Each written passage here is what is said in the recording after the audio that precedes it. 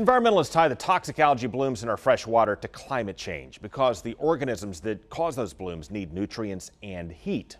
And as water gets hotter, it creates a better climate for those organisms to grow. So for years, environmentalists have ripped Governor Scott for not taking a position on climate change and dodging our questions about it. Do you believe that human activity is causing our climate to change? So I had a very good meeting yesterday. Did you believe the case that the scientists were making on climate change? Well, look, I'm not an expert in this, so. And Scott has also taken heat for his lack of a plan to address the air pollution scientists say is causing our climate to change. Governor, what's your plan for dealing with global climate change?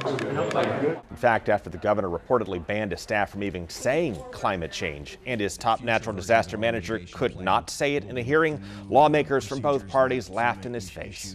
Demanding that states have a climate change plan. In the next iterations of them, we'll require to have language to that effect. What were those words you were using? I used climate change. Future versions of our mitigation plan will be required to have language discussing that issue. What issue is that? The issue that you mentioned earlier regarding So much. Environmentalists also hammered Governor Scott for rolling back environmental regulations and dismantling growth management and cutting back on water monitoring and enforcement, as we have previously explained. But Governor Scott accepts no responsibility for the water pollution crisis. He is passing all of the blame to the federal government. But it's all caused because the federal government didn't do their job. And the federal government has failed Florida in a couple of ways. 18 years ago, for example, the feds agreed to share cost of Everglades cleanup. Then federal money dried up during the George W. Bush administration.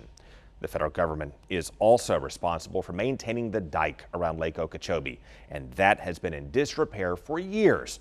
And that means they can't contain as much of the polluted water within Lake Okeechobee. So they have to discharge more of it east and west, fouling up more of the rivers and estuaries so the ailing dike won't fail. The algae is caused because the federal government has not done their job. The federal government's responsibility is to fix the dike at Lake Okeechobee. That's 100% a federal project. To his credit, Governor Scott pushed for and got a huge financial commitment from the federal government to work on the dike, and that includes more than $500 million this year to speed up repairs. And so by 2022, the dike will be able to hold a lot more water, so hopefully at that point we won't see the algae blooms.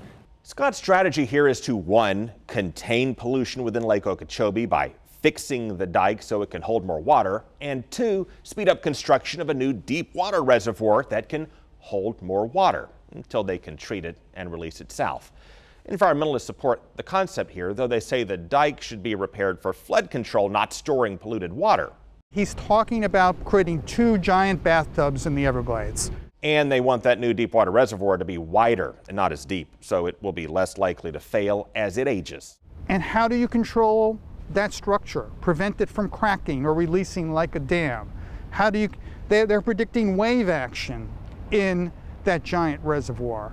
Well, the governor's right about the dike problems and the lapses from the feds, but clean water advocates like the League of Women Voters say the pollution crisis goes well beyond that.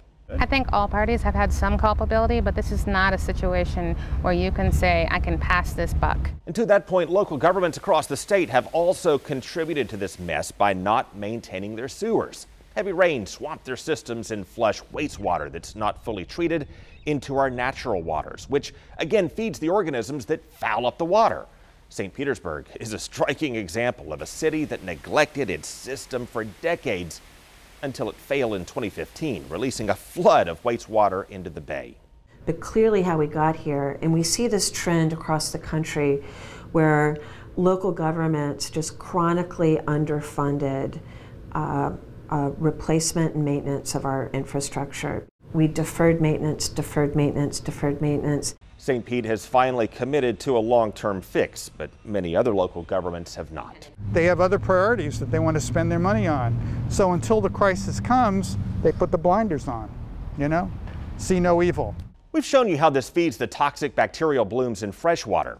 Again, scientists cannot say that this is also causing the red tide outbreaks in saltwater because red tide occurs in nature. But scientists also say the pollution we pump into the water can make the red tide worse. We should not ignore the impacts that human activities do have in exacerbating the red tide events. And that's how scientists relate fertilizer runoff and leaky septic tanks and wastewater to red tide.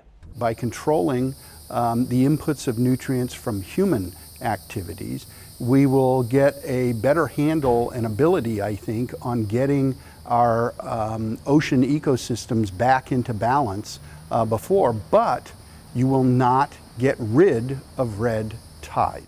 And yet a Politico budget analysis found the state has reduced funding for red tide research. We'll show you why in the next round of Money, Power, and Politics.